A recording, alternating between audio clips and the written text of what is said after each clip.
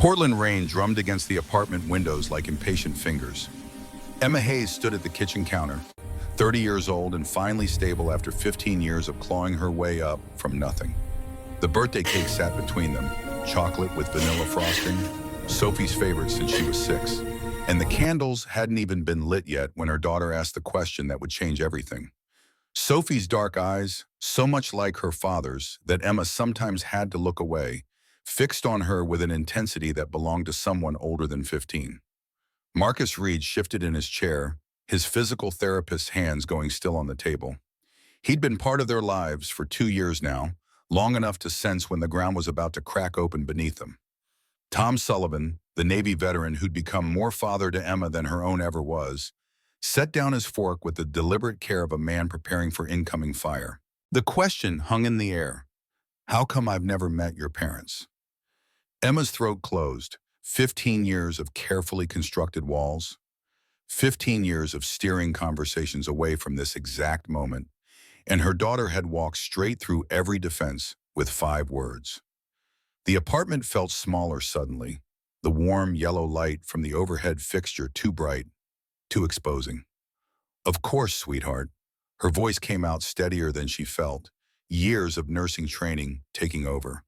The same calm she used with patients in crisis. Sophie leaned forward, birthday forgotten.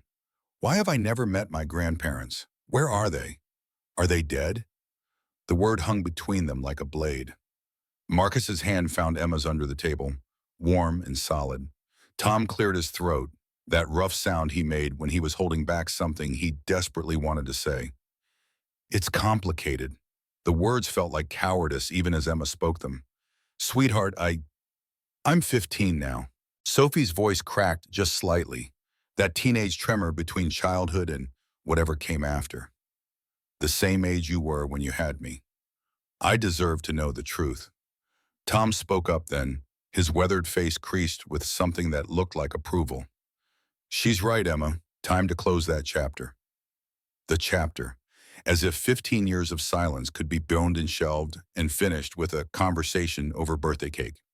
Emma looked at the 3 people sitting at her table. The daughter who'd saved her life just by existing. The man who'd shown her that trust could be rebuilt brick by painful brick. The father figure who'd been there since the beginning when no one else was. They deserve the truth. Sophie especially deserved the truth. So Emma told her. The abbreviated version, because the full story would take hours, and even now, 15 years later, some details still felt like touching a hot stove. Brandon Cooper, 18 years old, baseball captain, the kind of boy every mother in Riverside wanted their daughter to bring home, except he was the kind who left girls pregnant and disappeared. Summer 2009. Secret meetings because he said her parents wouldn't understand. The promises that meant nothing. The pregnancy test in a gas station bathroom. The night her father packed her suitcase and her mother stood at the kitchen window with her back turned. Sophie's face went through a dozen expressions. Shock, anger, something that looked like grief for a childhood she'd never had. How could they do that? How could anyone do that to their own child? I've asked myself that every day for 15 years. Emma reached across the table, took her daughter's hand. But you need to understand something, baby. That night was the worst night of my life. But it was also the night that led to you, and I wouldn't change that for anything. The words felt inadequate, a Band-Aid on a wound that never quite healed. But they were true. Every single one of them was true. Marcus squeezed her shoulder. You survived. You more than survived. You built this. Tom nodded, military straight even at 68. Your mother did what she had to do. Don't let anyone tell you different. The moment stretched, all of them suspended in the revelation's aftermath. Then Sophie stood, walked around the table, wrapped her arms around Emma from behind. I love you, Mom. I'm sorry that happened to you. Emma closed her eyes, felt the tears come. Not sad tears exactly, something more complicated than that. The phone rang at 7:15 the next morning. Emma was pulling on scrubs for her shift at Mercy General when the unfamiliar number lit up her screen. She almost didn't answer. Telemarketers usually called this early, hoping to catch people off guard. But something made her swipe to accept. Ms. Hayes? Ms. Emma Hayes?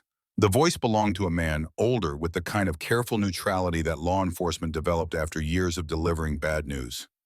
This is she. Emma sat down on the bed, sudden dread pooling in her stomach. Sophie was still asleep down the hall. Marcus had left an hour ago to prep for his first appointment.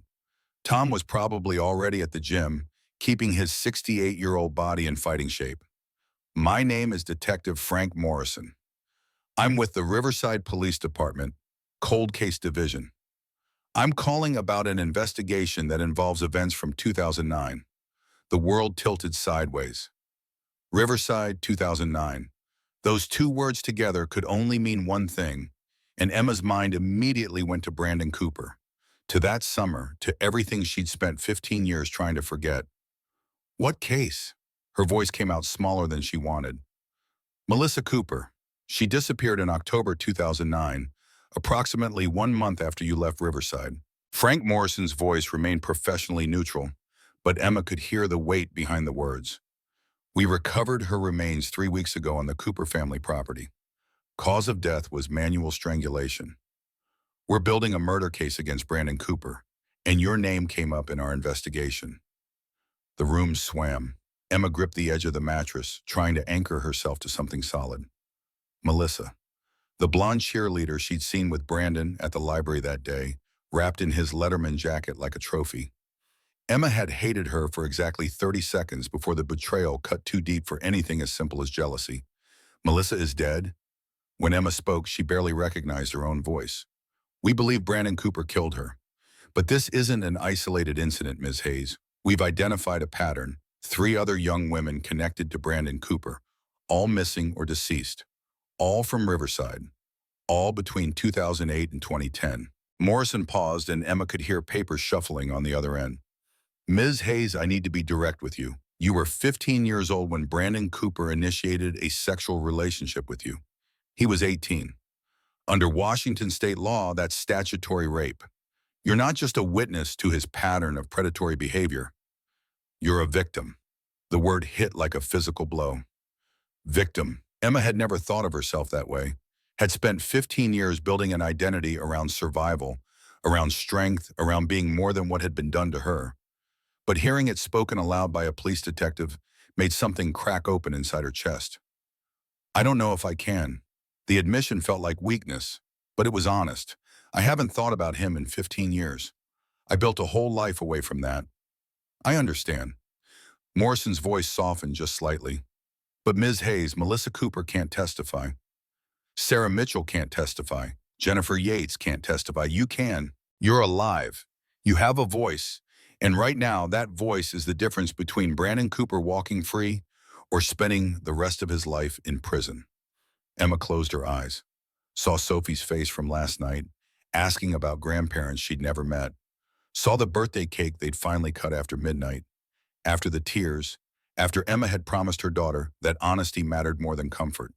If she was going to teach Sophie that speaking truth was worth the cost, she couldn't back down when her own truth demanded to be told.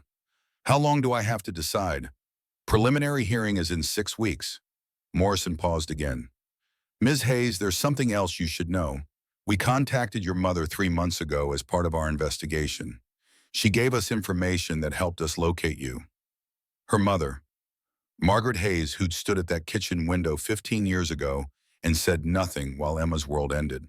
The woman who'd chosen her husband's anger over her daughter's life. What kind of information? Emma's pulse hammered in her throat.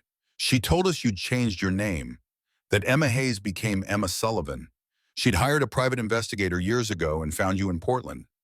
Morrison's voice carried something that might have been sympathy. She never reached out, Miss Hayes, but she never stopped knowing where you were. The revelation hit like cold water. Her mother had known. For years, her mother had known exactly where she was and had chosen to maintain the silence. Emma didn't know if that made it better or worse. Thank you for the call, Detective Morrison. I'll think about what you said. I hope you do. We need you, Miss Hayes. Those girls need you. Emma ended the call and sat motionless on the bed, phone still in her hand. Through the wall, she could hear Sophie's alarm going off, that obnoxious pop song her daughter insisted on waking up to. Normal life, continuing as if the ground hadn't just opened beneath them. She didn't go to work, called in sick for the first time in 3 years, claiming a migraine that wasn't entirely a lie. Instead, she opened her laptop and typed Brandon Cooper's name into the search bar. The articles loaded one after another. Brandon Cooper arrested in cold case murder. Riverside man charged with 2009 killing. Cooper family responds to allegations against son. Each headline felt like picking at a scab she thought had healed over. The Cooper family, Richard Cooper, prominent developer, Helen Cooper, cardiologist, the Golden family of Riverside, untouchable and shining, and Brandon, their perfect son, baseball captain turned monster. Emma kept scrolling, looking for something she couldn't name. Then she found it, a small article buried beneath the coverage of Brandon's arrest. The date was from 2 months ago. Riverside woman dies alone in condemned home. Her finger froze on the trackpad. The article was only 3 paragraphs long, the kind of filler piece newspapers ran when they needed content but had no real story. Margaret Hayes, 67, found deceased in her home on Maple Street. Preliminary cause of death, cardiac arrest, no known surviving relatives. County handled final arrangements. No known surviving relatives, the words burned. Emma read them again, certain she'd misunderstood. But there they were, black and white on her screen. Her mother was dead, had been dead for 2 months. And no one, not Detective Morrison on the phone, not any official notification, no one had told her. The article continued. The Hayes property, located at 47 Maple Street, has been condemned by the city for over a year due to code violations and structural concerns. The home is scheduled for demolition as part of Cooper Development Corporation's Maple Street Revitalization Project. Cooper Development, Richard Cooper, Brandon's father. Emma's hands shook as she clicked through more searches. Found property records, sale negotiations, a pattern of acquisitions up and down Maple Street over the past 5 years. Every house sold to Cooper Development. Every house except one. 47 Maple Street, owned by Margaret Hayes, who'd apparently refused to sell, even as her home crumbled around her. The demolition date was listed in a city planning document, April 1st, 2025. 8 days from now. Sophie appeared in the doorway, still in pajamas, concern written across her young face. "Mom? I heard you on the phone. Are you okay?" Emma looked up at her daughter, this fierce and beautiful girl who existed because Emma had survived the unsurvivable. "No, baby, I'm not okay. My mother is dead." Sophie crossed the room in 3 strides, sat beside Emma on the bed. "When?" 2 months ago." Emma's voice came out flat, shock dampening every emotion except a dull, grinding ache. "I didn't know. No one told me. She died alone in that house, and I didn't even know." "Oh, Mom." Sophie wrapped her arms around Emma, and for a moment their roles reversed, the child comforting the parent, the next generation holding up the last one. "I'm so sorry." Emma pulled back, looked at her daughter through blurred vision. "I have to go back to Riverside. The house is going to be demolished in a week. If there's anything left, any answers, I don't know. I just have to see." Marcus arrived within 20 minutes of Emma's text. Tom showed up right behind him, both men understanding without explanation that this was the kind of crisis that required presence, not questions. They sat at the kitchen table, the same table where they'd celebrated Sophie's birthday less than 12 hours ago, and Emma told them everything. The phone call, the articles, her mother dead and buried by strangers in a county plot. Tom's jaw tightened, that old military bearing coming through. "I should have checked on her. Should have gone back. You couldn't have known." Emma looked at this man who'd given her $200 and a business card on the worst night of her life, who'd visited her at Haven House when she was 16 and terrified, who'd held Sophie in the hospital while Emma underwent an emergency C-section. "You did more than anyone else, more than the people who were supposed to care." Tom shook his head, but didn't argue. "When do we leave?" Emma looked between the 3 of them. Marcus with his steady presence, Sophie with her determined expression, Tom with his set shoulders. "You don't have to." "The hell we don't." Tom's voice carried that tone that meant the discussion was over. "Your family. We go together, that's how this works." Marcus nodded. "I can get coverage for my appointments. We leave today if you want." Sophie stood up, already heading toward her room. "I'm packing. We're not doing this without me." Emma wanted to argue, wanted to protect her daughter from the wreckage of her past. But Sophie was 15, the same age Emma had been when her world shattered. Old enough to see the cracks in the foundation, old enough to help carry the weight. Tom waited until Sophie was out of earshot. He leaned across the table, voice dropping. Emma, I need to tell you something about the night your father kicked you out. Emma's stomach dropped. What about it? I saw you, standing on that porch with your suitcase. Tom's weathered face showed the same guilt Emma had been carrying for 15 years, as if they'd both been collecting each other's shame. I confronted your father, told him he was making the biggest mistake of his life. He told me to stay out of his business. Slammed the door in my face. The revelation landed heavy. You tried to stop him? I gave you $200 in my card, but I should have done more. Tom's voice cracked. Should have taken you in myself. Should have called child services. Should have. You were there. Emma reached across the table, gripped his hand. When no one else was there, you showed up. You've been showing up for 15 years. That's not nothing, Tom. That's everything. They left 3 hours later. 4 people crammed into Emma's aging Honda SUV, bags hastily packed, the kind of frantic departure that felt both necessary and insane. Sophie rode shotgun, her phone pressed to the window as Portland's familiar streets gave way to highway. Marcus sat behind Emma, his presence a steady anchor. Tom took the back row, already researching property records and city codes on his tablet. Emma drove, hands tight on the wheel, watching the landscape change through rain streaked glass. The drive to Riverside was 4 hours of retracing a path she'd sworn never to take again. Every mile marker felt like moving backward through time. Sophie broke the silence first. Tell me about Riverside. What was it like growing up there?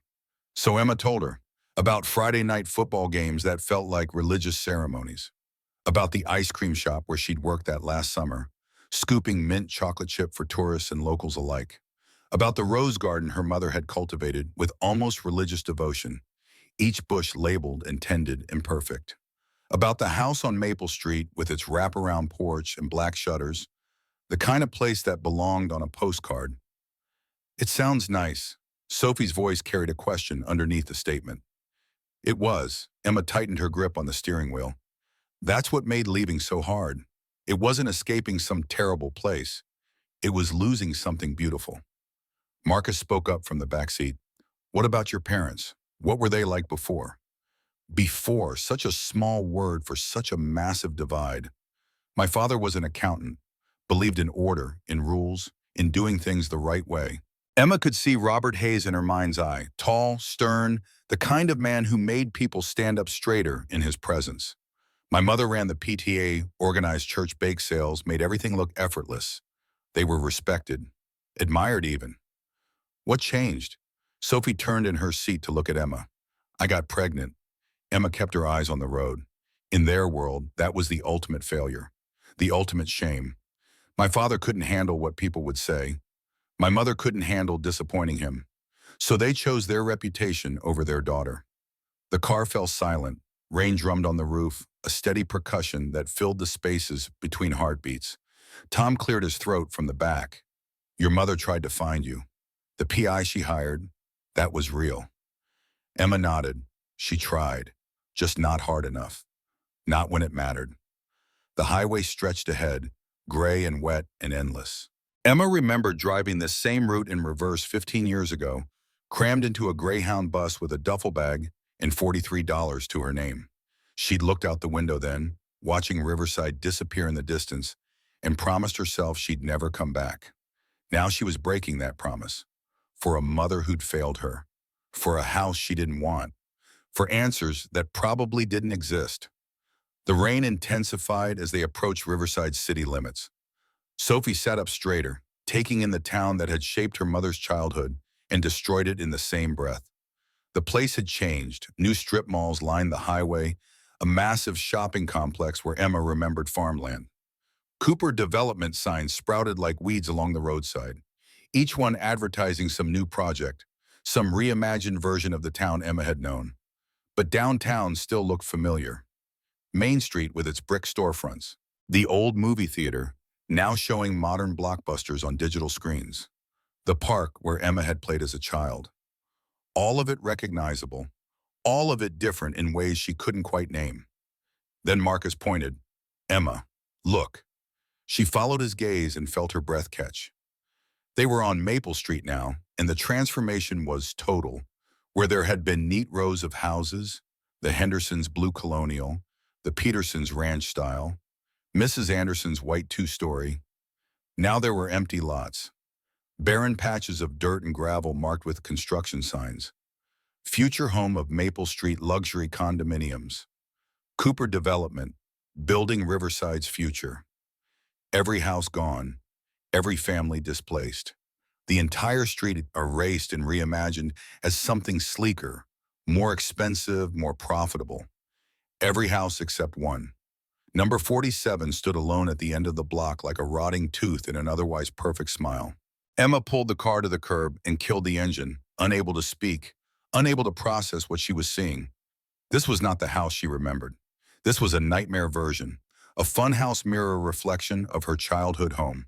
The windows were boarded up with weathered plywood that looked years old. The roof sagged in the middle, shingles missing in patches that exposed black tar paper beneath.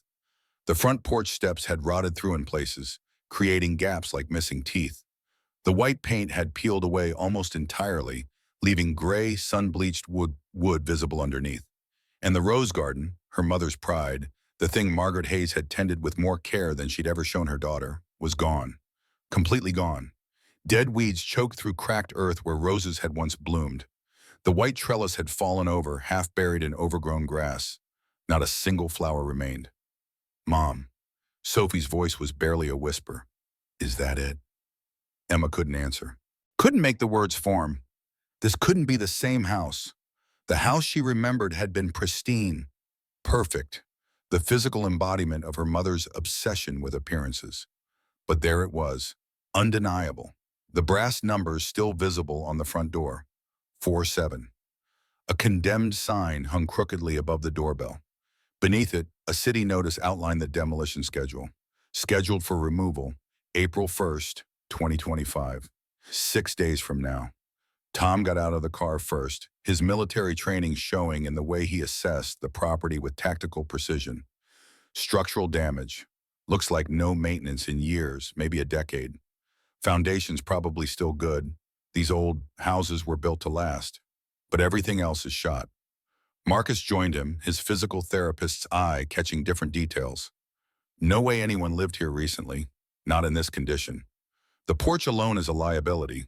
Those steps wouldn't hold weight, but someone had lived here. Emma knew it with the kind of certainty that came from reading too many death certificates at work. Her mother had lived in this house until 2 months ago, until the day she died. Had lived alone, in this decay, waiting for a daughter who never came. A door opened in the house at the other end of the block, number 52, the only other occupied house on Maple Street besides Emma's. An elderly woman stepped onto her porch, wrapped in a cardigan despite the rain. She stood there for a long moment, studying them with sharp eyes. Then her face changed. Shock, recognition, something that looked like seeing a ghost. She descended her porch steps with surprising agility for someone who had to be in her 70s, crossing the rain-slicked sidewalk toward them. Can I help you? Emma turned, and recognition hit both of them simultaneously. Mrs. Anderson? Emma Hayes? Mrs. Anderson's hand flew to her mouth. Oh my God, I thought you were dead. We all thought you were dead. The words hung in the wet air. Emma felt Sophie move closer, protective instinct kicking in. Mrs. Anderson had been the neighborhood fixture when Emma was growing up. The woman who knew everyone's business, who brought homemade casseroles to every potluck, who'd lived on Maple Street for 40 years and counted every family as extended kin. I'm not dead. Emma's voice came out steadier than she felt. But my mother is, and no one told me. Mrs. Anderson's eyes filled with tears. Oh, honey, come inside, please. All of you, this isn't a conversation for the street. They followed her into the warmth of her immaculate home, and the contrast was almost obscene. Where the Hayes house was collapsing, Mrs. Anderson's place gleamed with care and attention. Hardwood floors polished to a mirror shine. Furniture that looked decades old but perfectly maintained. Photos covering every surface. Children, grandchildren, great-grandchildren, spanning generations. Anderson gestured them to the living room, already moving toward the kitchen. I'll make tea. You all look like you need it. Emma sank onto the sofa. Sophie pressed against her side. Marcus and Tom remained standing, flanking them like sentinels. Through the window, Emma could see her childhood home across the street, a monument to neglect, to failure, to everything her mother had become.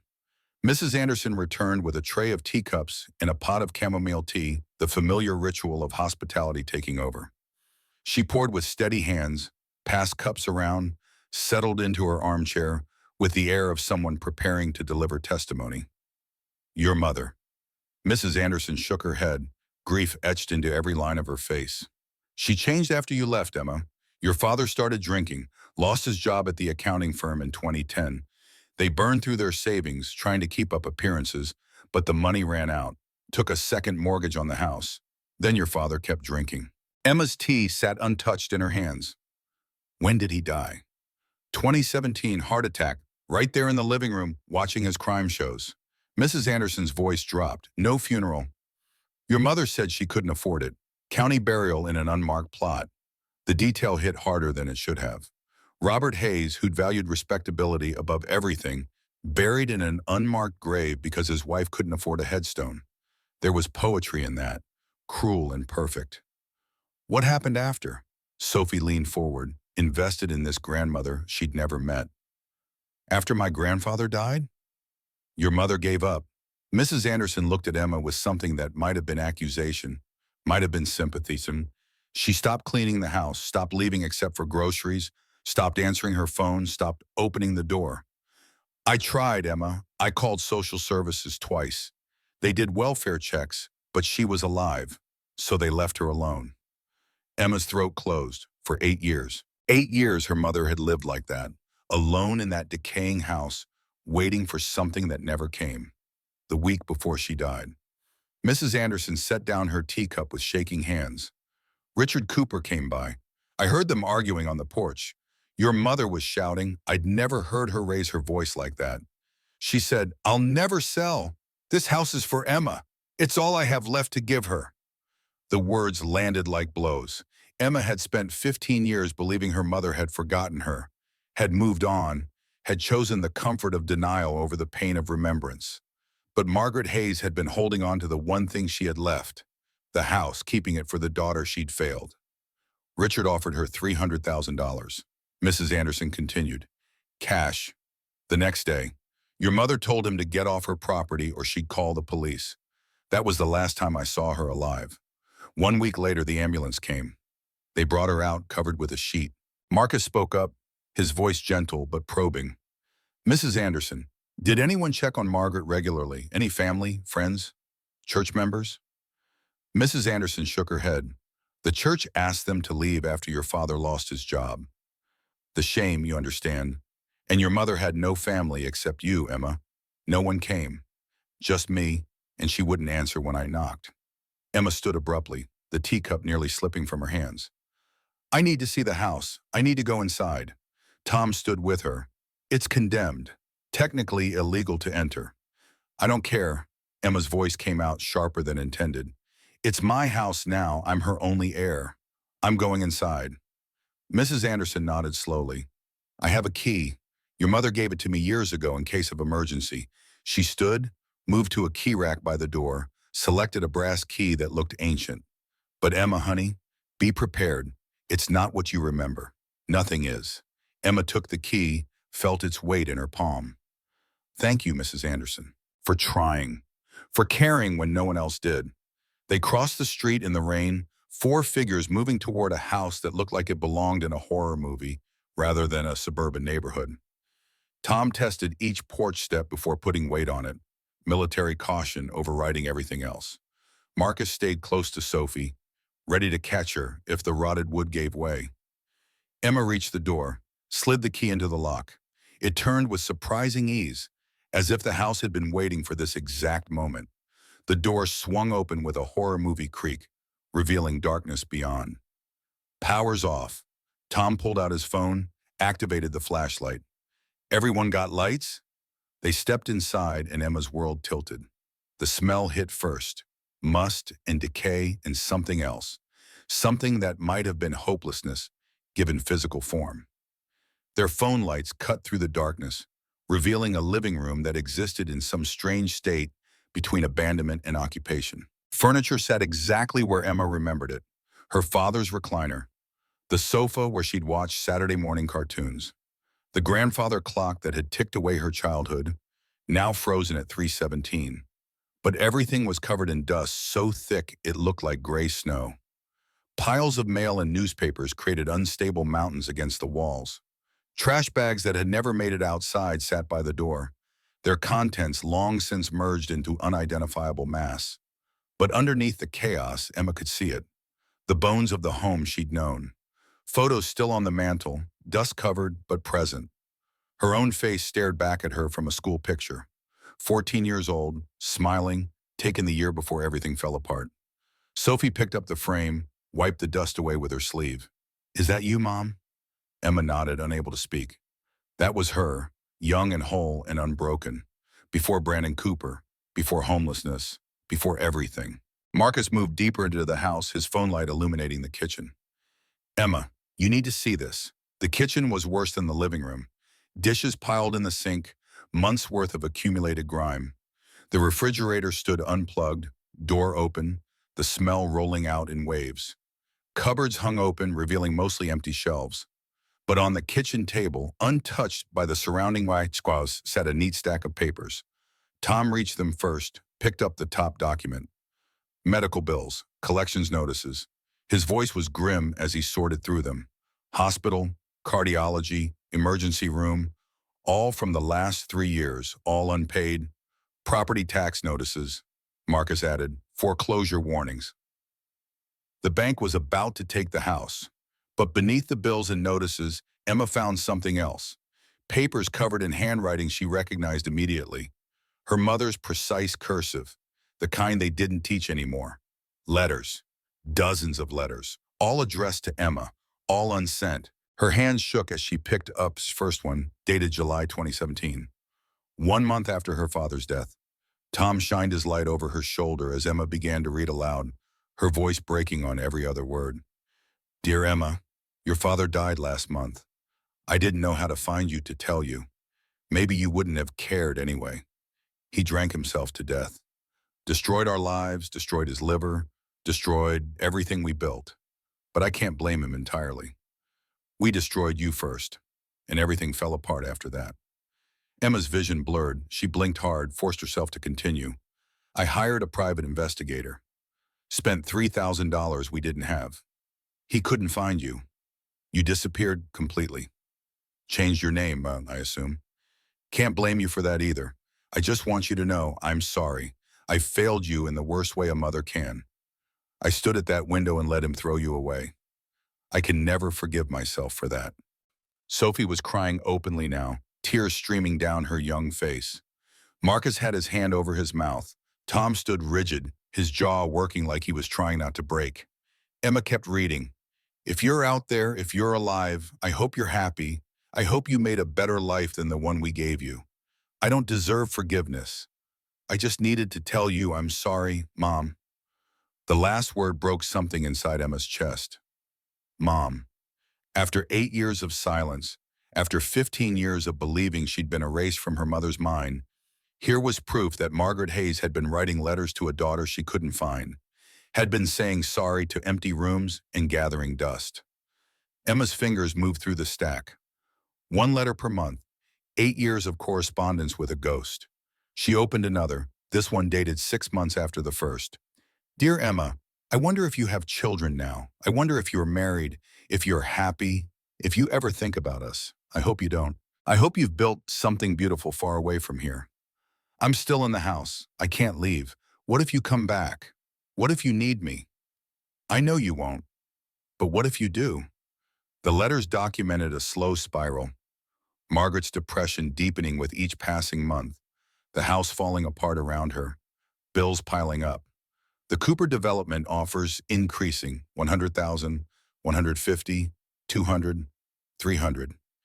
Each offer refused, each refusal bringing Richard Cooper back to her door. Then Emma found the last letter dated February 10th, 2025. 2 weeks before her mother died. Her hands trembled so badly that Tom had to hold the paper steady. "Dear Emma, this is my last letter. I'm dying. The doctor says my heart is failing. I refuse treatment. What's the point? Cooper Development wants this house. They've offered $300,000. I said no. This house is all I have left to give you. I don't know if you'll ever come back, but if you do, it's yours. Paid off, free and clear. I sold your grandmother's jewelry to pay off the mortgage last month. I lived here for 8 years waiting for you, waiting to say I'm sorry. I don't think you're coming, but I'll wait anyway. It's all I can do. I love you, Emma. I always did. I just wasn't brave enough to show it when it mattered. Forgive me if you can, Mom." The paper slipped from Emma's fingers, drifted to the filthy kitchen floor. Sophie caught her mother as Emma's knees buckled, held her up while Emma sobbed into her daughter's shoulder. All the grief she'd locked away for 15 years came flooding out in that ruined kitchen. Grief for the mother she'd lost, for the father who'd failed her, for the girl she'd been before the world taught her how cruel it could be. Marcus and Tom stood guard, letting Emma break in the safety of people who loved her. Outside, rain hammered against boarded windows. Inside, a daughter mourned the mother who'd been too broken to save herself, but had tried, in the end, to save her child. Emma couldn't stop shaking. The letters lay scattered across the filthy linoleum like evidence at a crime scene, each one a confession her mother had written to empty air. Sophie held her mother's weight, this 15-year-old girl suddenly bearing the grief of 2 generations. Tom moved first, practical even in crisis, gathering the letters with careful hands and tucking them into his jacket. "We need to search the rest of the house." Marcus's voice cut through Emma's spiraling thoughts, anchoring her back to the present. "If your mother left these letters was here, there might be more. More answers." Emma straightened, wiped her face with the back of her hand. "You're right. Upstairs. Her bedroom." The staircase groaned under their weight, each step protesting years of neglect. Emma led the way, muscle memory guiding her through darkness punctuated by phone lights. The hallway stretched before them, doors closed like secrets. Her old bedroom, the guest room that had never hosted guests, and at the end, the master bedroom where her parents had slept for 30 years of marriage. The door stuck, swollen from moisture and time. Tom put his shoulder to it, and it gave with a crack that echoed through the empty house. The smell hit them immediately, stale air, unwashed fabric, the particular odor of someone who'd stopped caring about basic hygiene. Emma's phone light swept across the room, and what it revealed made her stomach turn. The bed was unmade, sheets gray with age and dirt. Clothes piled everywhere, on the floor, draped over furniture, spilling from the closet. Prescription bottles littered the nightstand, a pharmacy's worth of medication for depression, anxiety, heart conditions. Most of them expired years ago. But there, on the nightstand beside all the pharmaceutical debris, sat a single photograph in a silver frame. The only clean object in the entire room. Emma moved toward it like a sleepwalker, knowing what she'd find before her light illuminated the image. Baby Emma, maybe 6 months old, gap-toothed and laughing, reaching for whoever held the camera. The frame gleamed, dust-free, the glass polished to clarity. Her mother had kept this beside her bed, had cleaned it regularly while everything else crumbled to ruin. "She kept you close," Sophie's voice cracked. "Every night she saw you." Tom pulled open the nightstand drawer, revealing more photos. Emma's baby book, each page protected in plastic sleeves. School photos arranged in chronological order. Report cards dating back to kindergarten. Every physical record of Emma's existence, preserved and protected while the house rotted around them. The closet yielded more treasures. Pushed to the very back, protected in a garment bag, Emma found her baby clothes. The pink onesie she'd worn home from the hospital. Her first Halloween costume, a pumpkin, hand-sewn by her grandmother. And there, tucked in a zippered pocket, a hospital bracelet. Tiny, plastic with faded ink. Baby Girl Hayes, 2/14/2010. Sophie's hospital bracelet from birth. Emma had no memory of giving it to her parents, had assumed they'd want nothing to do with their granddaughter. But Margaret had kept it, had treasured it in secret for 15 years. Emma sank to the floor, clutching the hospital bracelet to her chest. The contradiction of it all threatened to split her in half. Her mother had stood silent while Emma was expelled from their lives. had let her 15-year-old daughter walk into homelessness and terror. But she'd also saved every photo, every memory, every scrap of evidence that Emma had existed and been loved. Which version was real? The coward at the window or the woman who polished a baby photo every day for 8 years? Both, Emma realized. Both versions had occupied the same body, the same heart. Her mother had been paralyzed by fear and consumed by regret in equal measure, and the tension between those two forces had eventually destroyed her. Marcus knelt beside Emma, his physical therapist hands cataloging her distress with professional concern. "We should keep looking. Your mother was trying to tell you something with all of this. We need to find the rest of the message." Sophie had already moved down the hallway, her young voice calling from somewhere above them. "There's another door, some kind of attic access." They found her in the hallway, pointing upward at a pull-down ladder Emma had completely forgotten existed. The attic had been her childhood hideout, the place she'd gone to escape her father's stern silences and her mother's anxious hovering. The ladder looked fragile, but Tom tested it with his weight and nodded. "I'll go first. Make sure the floor's stable." He climbed with military efficiency, disappeared into the darkness above. A moment later, his voice drifted down, tight with something Emma couldn't identify. "Emma, you need to see this. All of you need to see this." The attic was different from the rest of the house, cleaner, more organized, deliberately maintained. Someone had spent significant time here recently. A folding table held an old laptop, its screen dark but the power cord still plugged into an extension running down through the floor. Notebooks lay stacked beside it, file folders arranged with obsessive precision, and covering one entire wall, a corkboard that looked like something from a detective show. Emma's 15-year-old face stared back at her from the center of the board. Her sophomore year school photo, the last one taken before pregnancy had ended her normal life. Red string connected her image to other photos. Brandon Cooper at various ages, from high school baseball captain to recent adult headshots pulled from social media.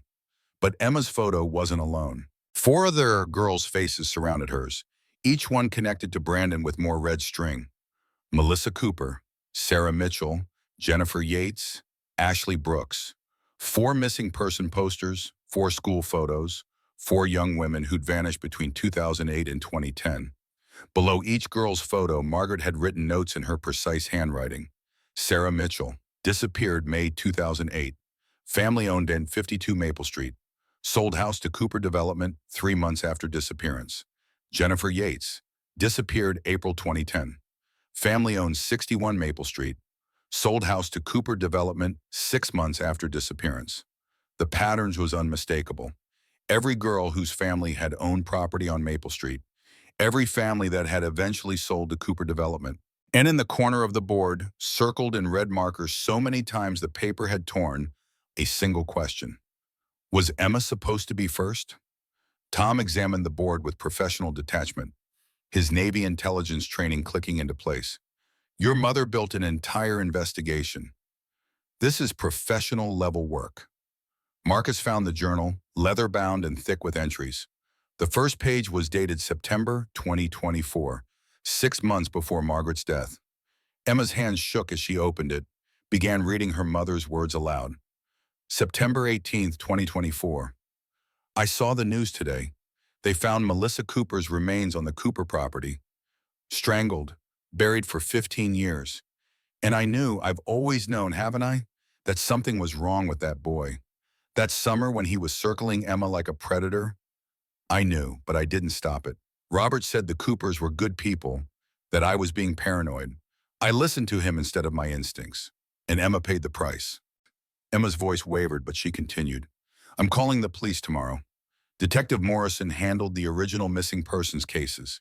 He needs to know about the pattern, about Maple Street, about how every girl who disappeared had parents who owned property that Richard Cooper wanted.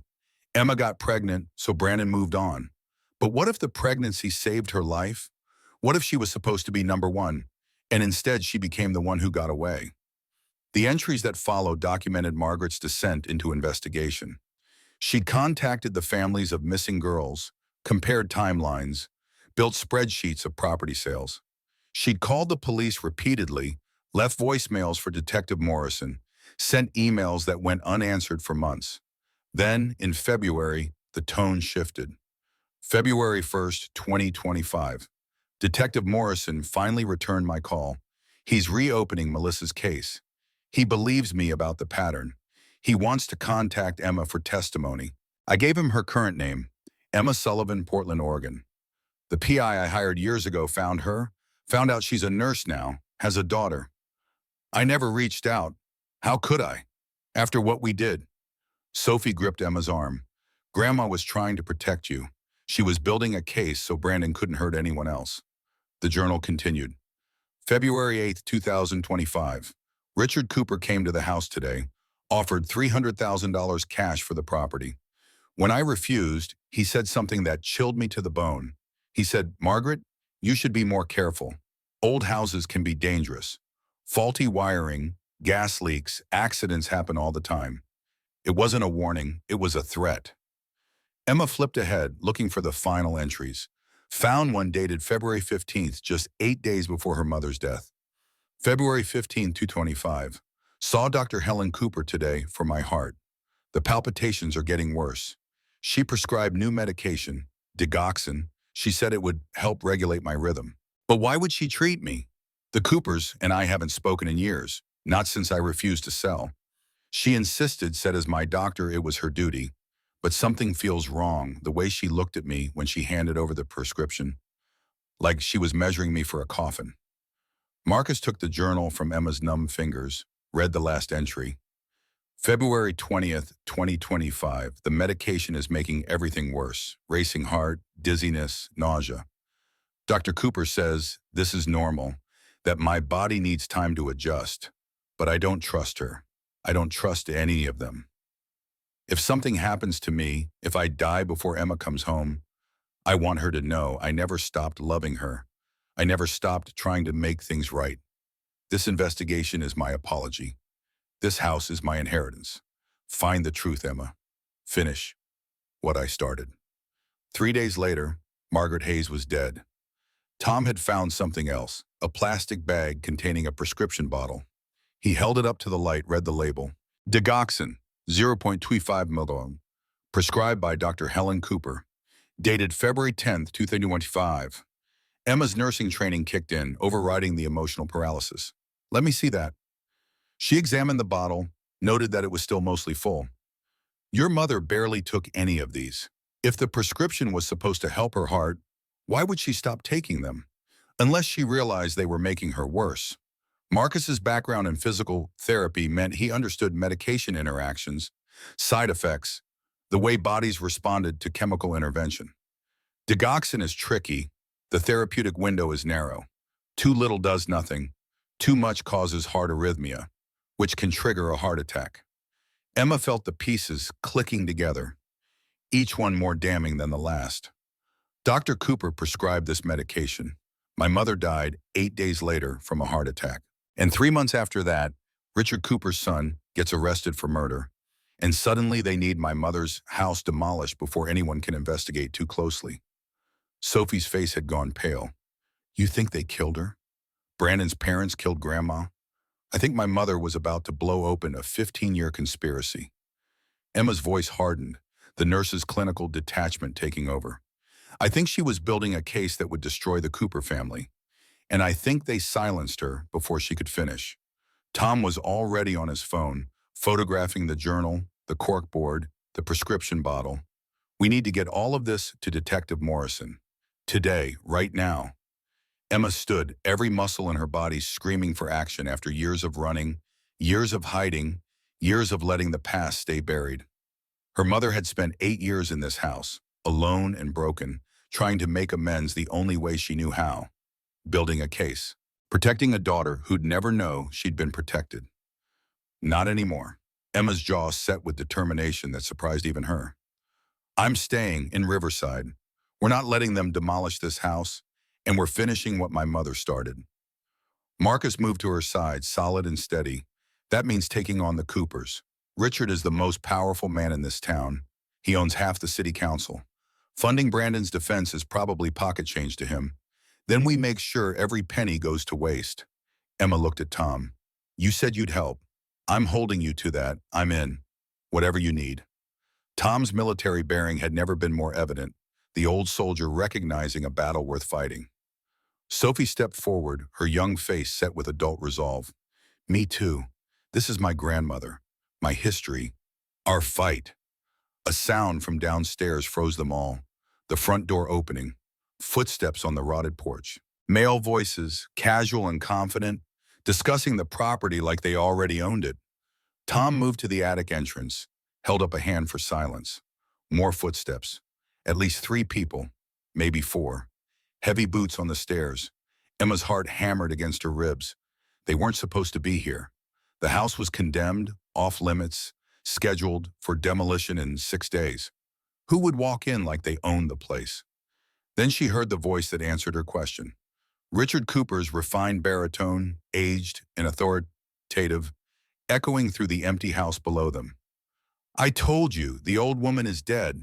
County buried her 2 months ago. The property reverts to the city for back taxes, and we've already negotiated the purchase. This whole block will be condos by next year. A second voice, younger and rough-edged. Boss wants us to make sure there's nothing left. No evidence, no records, nothing that could complicate the sale. Richard's reply was cold. There's nothing here but trash and memories. We'll have the demolition crew here Monday instead of Friday. Speed up the timeline before anyone asks questions. Emma looked at Tom, at Marcus, at her daughter, and made a decision. She stood, moved to the attic entrance, descended the ladder with her phone light cutting through the darkness like a blade. The men in her mother's living room spun toward the sudden illumination. 2 construction workers in Cooper Development uniforms, all muscle and confusion. And Richard Cooper himself, 60 years old and impeccable in a suit that probably cost more than Emma's car, his silver hair perfectly styled despite the rain. His face cycled through shock, recognition, and something that looked like genuine fear before settling into cold calculation. Who the hell are you? His voice carried authority even in surprise, the tone of a man accustomed to being obeyed. Emma stepped into the living room, Tom and Marcus flanking her, with Sophie protected behind them. I'm Emma Hayes, Margaret Hayes' daughter, and this is my house. Richard's expression shifted again. Understanding, then anger, then the careful neutrality of a businessman caught off guard. Emma Hayes, I was told you were dead. Disappointed? Emma held her ground, years of nursing training giving her the ability to project calm even while adrenaline screamed through her veins. Richard waved off his workers, who retreated toward the door with obvious relief. This house is condemned, Mrs. Hayes. You can't be here. It's illegal. So is trespassing. Emma gestured around the room. This is private property. I'm Margaret Hayes' legal heir, which makes you and your employees guilty of breaking and entering. A lawyer's smile, cold and precise. Even if that's true, and we'll see what the county records say about that, the demolition is scheduled. City contract, all signed and approved. You're too late. Not anymore. Tom stepped forward, his military bearing making him seem larger than his actual frame. I'm filing a legal injunction first thing tomorrow morning. This house isn't going anywhere. Richard's eyes narrowed, assessing Tom with the calculation of someone who'd spent decades reading opponents. Tom Sullivan, I should have known you'd be involved. Still playing hero for lost causes? Still showing up when no one else does? Tom's voice carried an edge that made the construction workers shift nervously by the door. Richard turned his attention back to Emma, and now she could see the predator beneath the businessman's polish. Ms. Hayes, I've made generous offers on this property. Far more than it's worth in its current condition. Your mother was offered $300,000 cash. That's a life-changing amount of money for someone in your position. You mean for a single mother who grew up homeless? Emma's voice remained steady, but fury burned beneath each word. Someone who should be grateful for scraps from the Cooper table? I mean someone who should recognize an opportunity when it's offered. Richard's tone sharpened. This house is worthless, a condemned wreck. Take the money. Walk away. Don't make the same mistake your mother did. My mother didn't make a mistake. Emma moved closer, close enough to see the subtle tension in Richard's jaw. She refused to sell because she knew what you were doing, what your family has been doing for 15 years. Careful, Ms. Hayes. Richard's voice dropped to something that might have been a threat or a warning or both. Accusations require evidence. We have evidence. Emma let the words hang in the air, watched Richard's face for any reaction. My mother spent 6 months investigating your son. She documented everything. The pattern, the timeline. The girls who disappeared after their families wouldn't sell to you. Richard's expression didn't change, but something flickered in his eyes. Not quite fear, but recognition that the game had shifted. Your mother was a disturbed woman, mentally ill, living in squalor. Anything she wrote would be the ravings of someone who'd lost touch with reality. She was investigating a serial killer. Marcus's voice cut through the tension, and building a case that's currently sitting with Detective Morrison. All of her research, all of her evidence, everything she found about Brandon and the missing girls. Now Richard's composure cracked, just slightly, a tightening around the eyes, a moment's hesitation before he responded. My son is innocent. These charges are a witch hunt by a small-town police department desperate for closure. 4 girls are dead or missing. Emma's voice rose, anger finally breaking through the professional calm. 4 families destroyed. And my mother figured out why, because you wanted their land. Brandon was eliminating obstacles for dear old Dad's development empire. That's slander. Richard took a step forward, and Tom moved to intercept him. You have no proof, no evidence, nothing but the fantasies of a mentally ill woman who died alone and forgotten. Sophie spoke up then, her young voice steady and clear. My grandmother wasn't forgotten. She was murdered. And we're going to prove it. Richard went very still. Dangerous words, young lady. Heart attacks are natural causes, especially for someone with your grandmother's health problems, unless someone gave her the wrong medication. Emma pulled out her phone, showed him a photo Tom had taken of the prescription bottle. Dr. Helen Cooper prescribed digoxin to my mother 8 days before she died. My mother, who had no previous heart condition requiring that medication, who suddenly developed severe symptoms after starting it, who died of a convenient heart attack 3 days later. Richard's face had gone pale beneath his expensive tan. Helen is a respected cardiologist. She treated your mother in good faith. Did she? Or did she prescribe medication that would trigger the exact outcome you needed? Emma felt the pieces aligning, felt the truth crystallizing from suspicion into certainty. My mother was about to expose your son. She was cooperating with police. She refused to sell you the last piece of property you needed. So your wife killed her and made it look natural. You're insane. Richard's voice had lost its polish, becoming something harsher. You have no proof of any of this. Your mother died of natural causes. The medical examiner ruled it a heart attack. Then we'll request an autopsy. Tom's voice was iron. Exhume the body, run toxicology. Let's see what levels of digoxin were actually in her system. Richard turned toward the door, his composure returning like armor. Do what you want, Miss Hayes. You'll find nothing because there's nothing to find. But I'll give you some advice. Take the money, sell this house. Walk away while you still can. Your mother should have known when to quit. Look where that stubbornness got her. The threat was clear, barely masked beneath the veneer of business advice. Emma felt Sophie tense behind her, felt Marcus shift his weight in preparation for confrontation. But it was Tom who spoke, his voice carrying the weight of decades and the authority of someone who'd seen real combat, real threats, real danger. I remember you, Richard. Tom's words came out measured and cold. August 2009, the day after Robert Hayes kicked his pregnant daughter onto the street. You showed up at their house, talked to Robert on the front porch for about 20 minutes. I was watching from my yard. Richard froze halfway to the door. I don't know what you're talking about. I think you do. Tom moved forward, and despite being a decade older than Richard, he suddenly seemed like the more dangerous man. Emma getting pregnant complicated things, didn't it? Her family was supposed to sell quietly and move away like all the others. But a pregnant teenager? That's messy. That draws attention. That makes people ask questions. You're senile, old man. Richard's voice had gone brittle. I'm a lot of things, but senile isn't one of them. Tom's eyes narrowed. I saw you hand Robert an envelope, thick envelope. Then you pointed at Emma's window, and you talked some more. The next day, Robert kicked Emma out with nothing but a suitcase and her shame. Emma felt her world tilt again, reality rearranging itself into a shape even more monstrous than she'd imagined. "You paid my father?" Her voice came out barely above a whisper. "You paid him to throw me out?"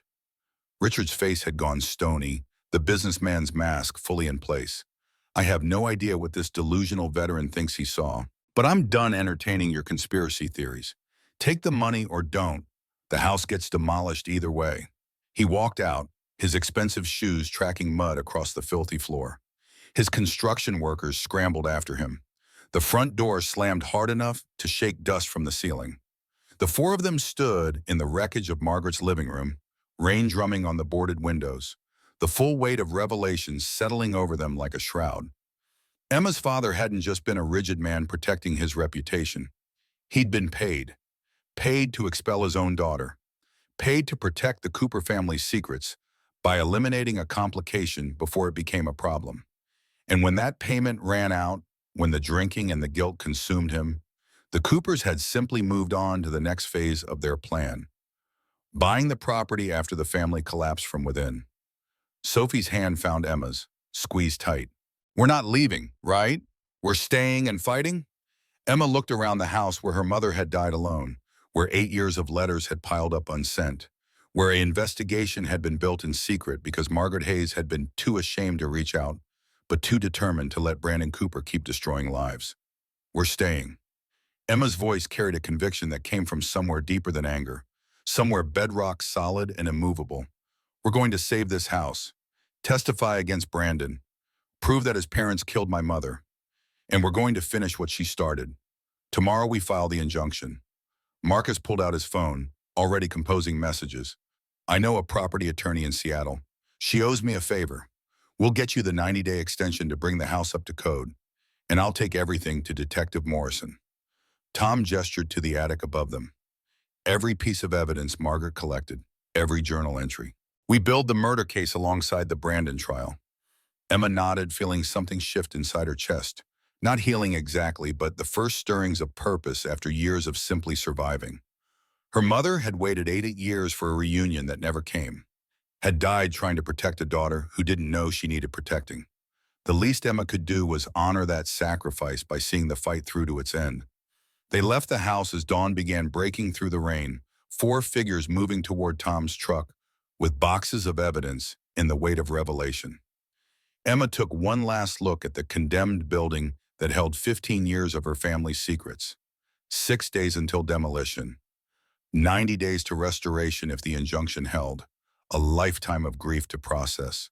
But for the first time since receiving Detective Morrison's phone call, Emma felt something other than pain. She felt ready. Detective Frank Morrison's office smelled like burnt coffee and old case files. Emma sat across from him at 7 in the morning. Boxes of Margaret's investigation spread across his desk like evidence of a life spent chasing ghosts.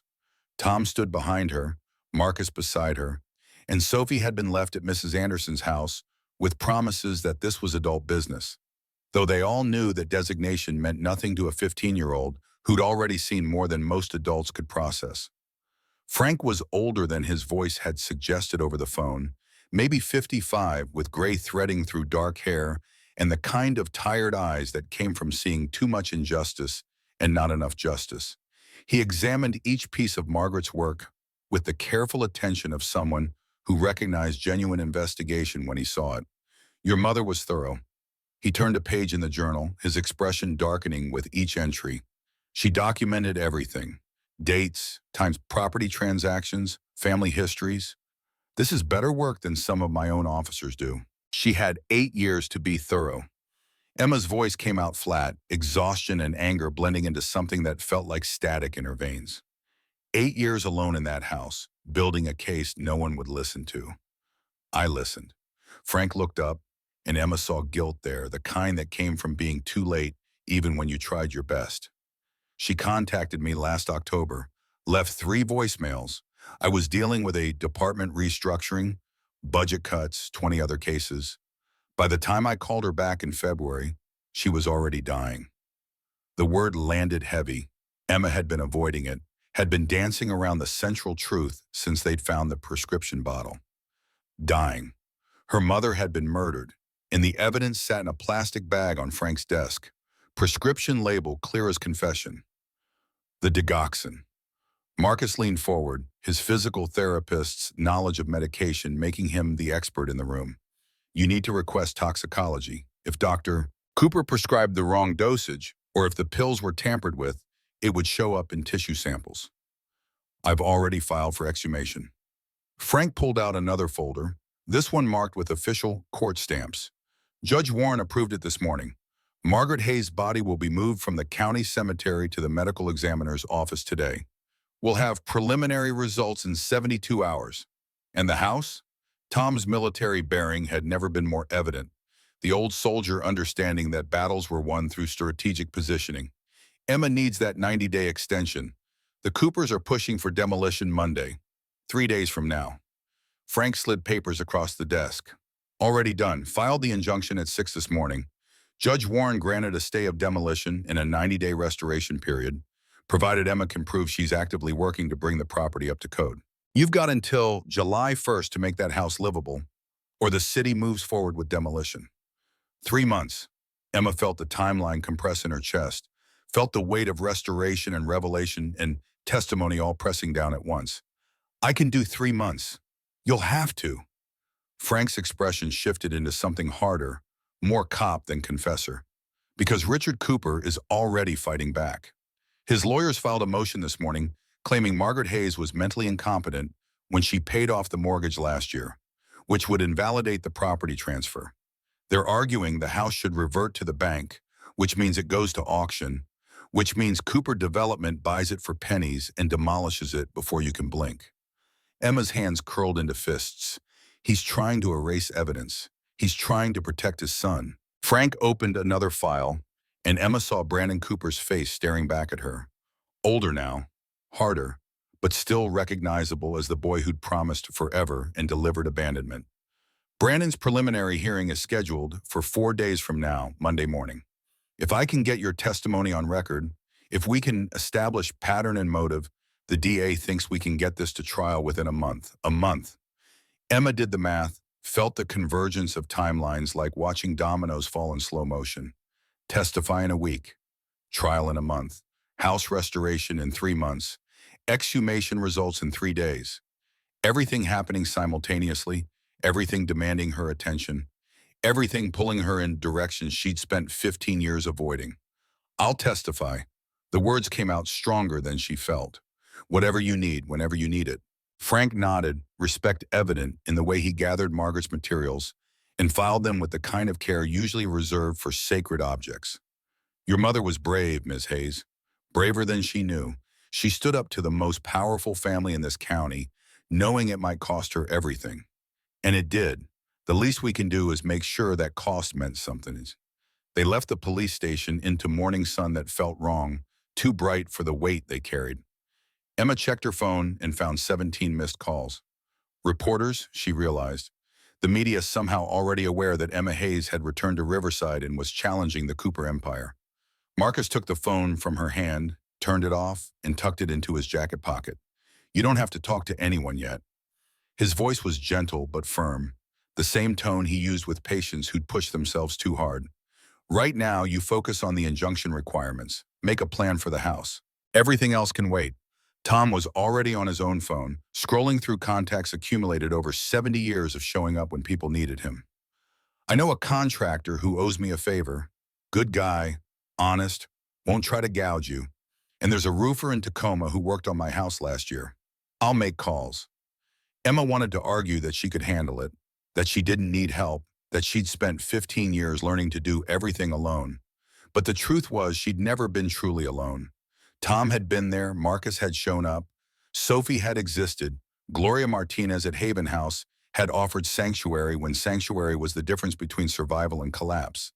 The myth of self-sufficiency was just that, a myth. Real strength looked like accepting help when it was offered. County Courthouse was 10 minutes away. Judge Patricia Warren's chambers were exactly what Emma expected. Law books floor to ceiling, American flag in the corner, framed degrees documenting a career spent trying to make the legal system serve justice instead of just power. The judge herself was 62, black, with the kind of presence that suggested she'd heard every argument and wasn't impressed by most of them. Ms. Hayes, Judge Warren gestured to the chairs across from her desk. I've reviewed your petition. You're asking for 90 days to restore a house that's been condemned for over a year. That's ambitious. It's necessary. Emma sat with her spine straight, channeling every ounce of authority she'd developed as a charge nurse dealing with hostile doctors and insurance companies that valued profit over patient care. My mother died protecting that house. The least I can do is honor her sacrifice by saving it. Your mother died of a heart attack. Judge Warren's tone suggested she knew there was more to the story but couldn't acknowledge it without evidence. And while I've granted your stay of demolition, I need to be clear about expectations. You'll need to hire licensed contractors, pull proper permits, pass inspections at 30, 60, and 90 days. If you miss any of those benchmarks, the demolition proceeds immediately. I understand. Emma met the judge's gaze without flinching. I'm a nurse. I'm used to working under pressure with lives on the line. This house won't beat me. Something shifted in Judge Warren's expression, the barest hint of approval. Your petition also requests exhumation and autopsy of Margaret Hayes' remains. That's been approved separately. The medical examiner has 72 hours to complete toxicology and deliver preliminary findings. What happens if the toxicology shows foul play? Tom's voice carried weight, the veteran understanding that rules mattered less than who enforced them. Then we have a murder investigation, and everything changes. Judge Warren looked at Emma with something that might have been sympathy or might have been warning. Be prepared, Ms. Hayes. The Coopers have deep pockets and long memories.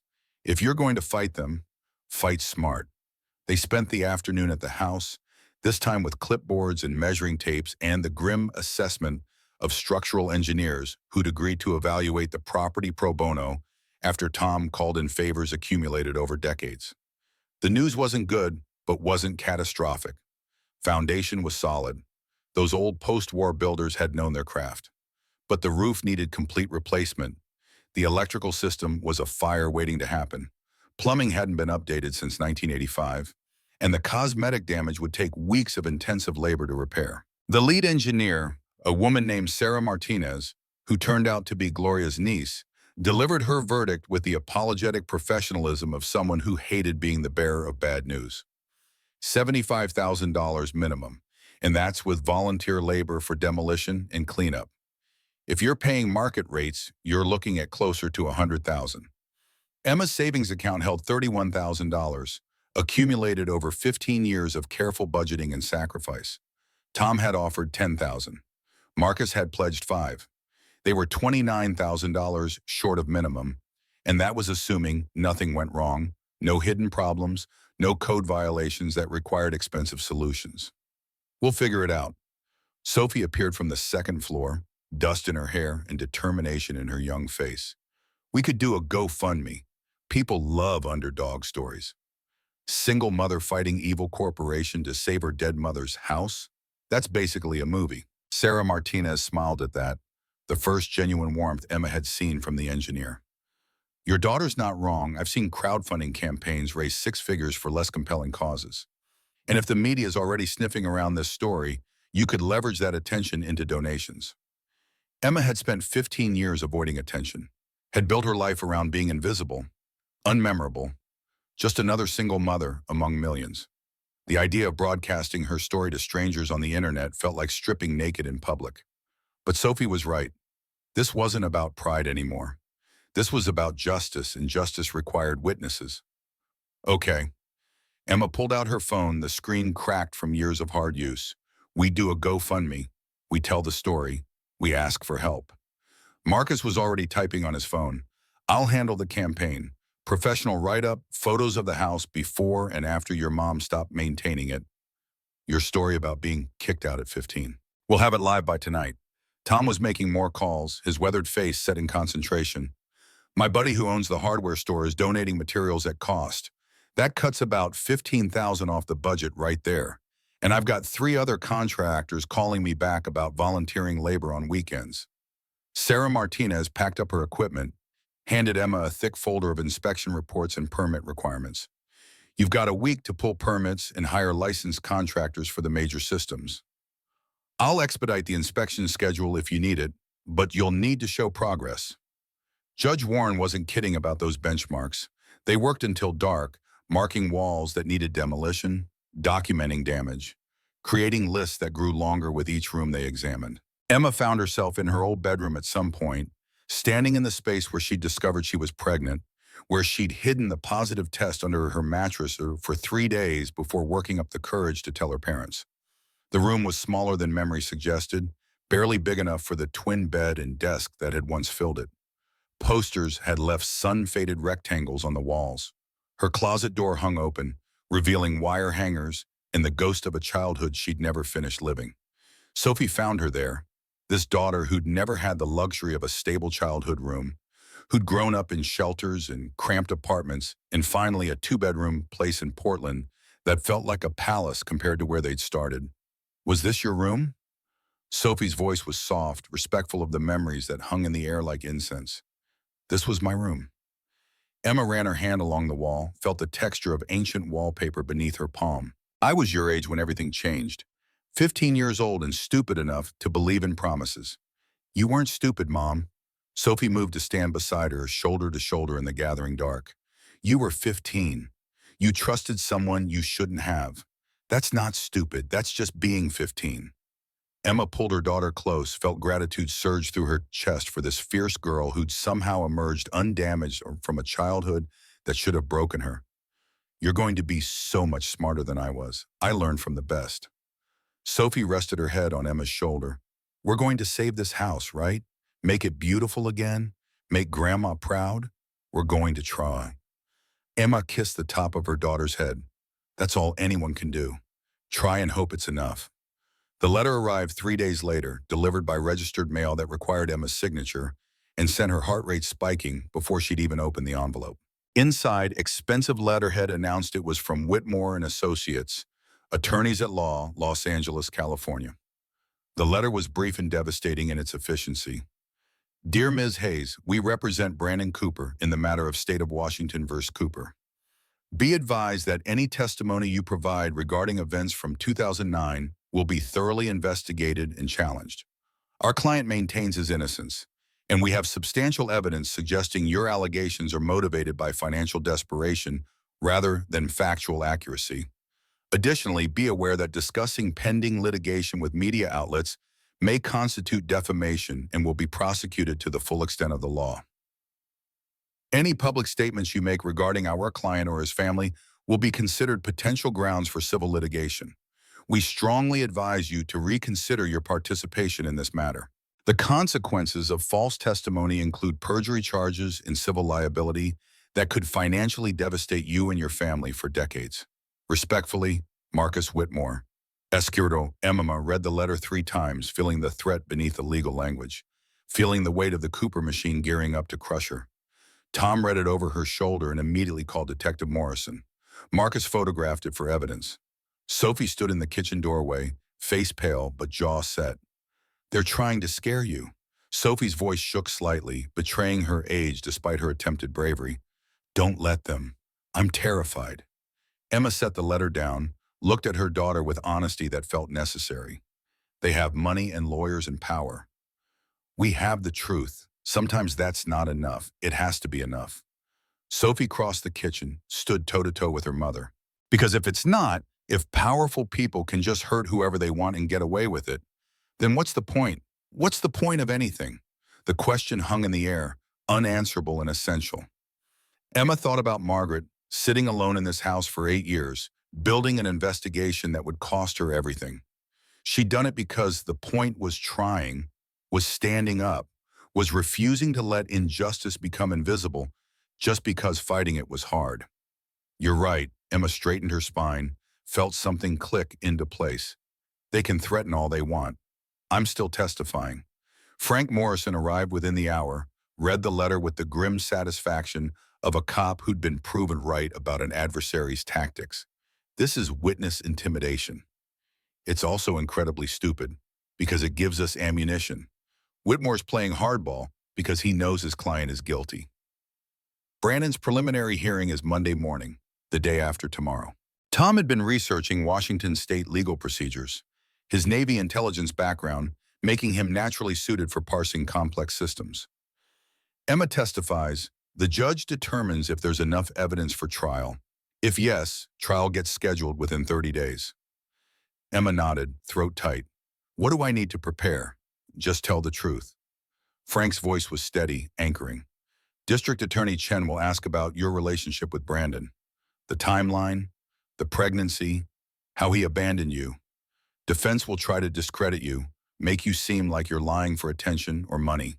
Stay calm, stick to facts. Don't let them rattle you. Easier said than done.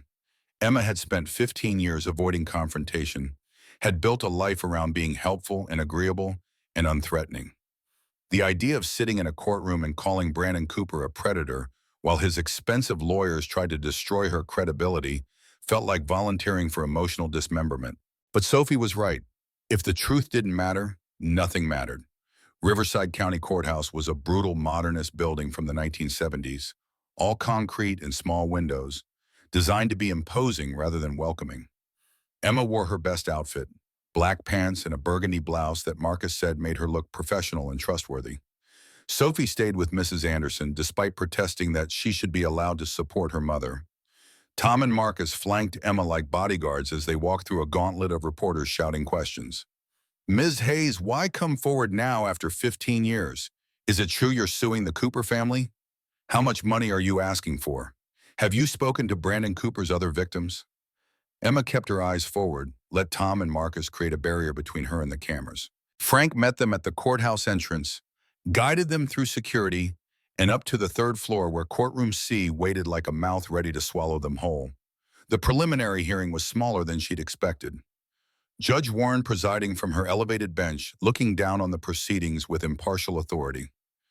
District Attorney Sarah Chen at the prosecution table, 45 and fierce in a navy suit, her trial reputation preceding her. And at the defense table, Brandon Cooper himself, Emma's breath caught. She'd prepared herself for this moment, had rehearsed staying calm and professional. But seeing him in person, 15 years older but still recognizable, still carrying that easy confidence that had made her 15-year-old heart stutter, felt like touching a live wire. Brandon looked at her across the courtroom, and something flickered in his eyes. Not remorse, not even real recognition. Just cold assessment, the way a predator might evaluate prey it had already discarded. Beside Brandon sat Marcus Whitmore, the LA attorney who'd sent the threatening letter. He looked exactly like his letterhead.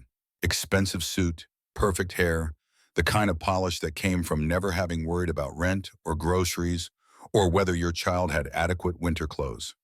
Judge Warren called the hearing to order. Ms. Chen, you may call your first witness. The state calls Emma Hayes. Emma stood, legs shaking beneath her professional veneer, and walked to the witness stand. The bailiff swore her in, and she repeated words about truth and whole truth and nothing but truth, and prayed she'd have the courage to deliver on that promise. Sarah Chen approached with a kind smile that didn't reach her eyes. The prosecutor understood this was warfare, just civilized warfare, and Emma was a weapon she needed to wield carefully.